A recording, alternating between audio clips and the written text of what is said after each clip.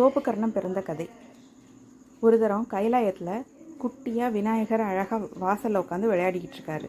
அப்போது தங்கச்சியை பார்க்கறதுக்காக விஷ்ணு வராரு.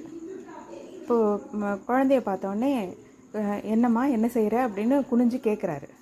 எப்போவுமே குழந்தைங்க குனிஞ்ச அவங்கக்கிட்ட கொஞ்சும்போது டக்குன்னு நம்மளோட பாக்கெட்டில் இருக்கிற செல்லு பேனா இந்த மாதிரி எடுப்பாங்க இல்லையா, அதே மாதிரி அவர் கையில் இருந்த சக்கரத்தை இவர் எடுத்துக்கிறாரு. ஐயோ சக்கரம் குத்திரும்பா வேண்டான்னு அவர் குடுன்னு சொல்லிக்கிட்டு இருக்கையிலேயே டபக்குன்னு எடுத்து வாயில் போட்டுடுறாரு. வாயில் போட்ட உடனே அது குழந்தைக்கு குத்திடக்கூடாதுன்னு வாங்கிறதுக்கு எவ்வளவோ முயற்சி பண்ணுறாரு, அவரால் முடியலை. அப்போது அவரை சிரிக்க வச்சா தான் முடியும் அப்படின்னு தோப்புக்கரணம் போடுறாரு முதல்ல விஷ்ணு. அவர் கை காலை வச்சுட்டு என்னவோ குனிஞ்சு செய்கிறாருங்கிறத பார்த்த உடனே ரொம்ப வேடிக்கையாக இருந்து கணேச பெருமான் விழுந்து விழுந்து சிரிக்கிறாரு. அப்போ அவர் சிரிக்கும்போது சக்கரம் வெளியில் வந்து விழுகுது. அதை எடுத்துக்கிட்டு விஷ்ணு அப்புறமா கிளம்பிடுறாரு. முதல்ல தோப்புக்கரணம் போட்டது விஷ்ணு தான். அதுக்காக அந்த கதையை வச்சுருக்குறோம்.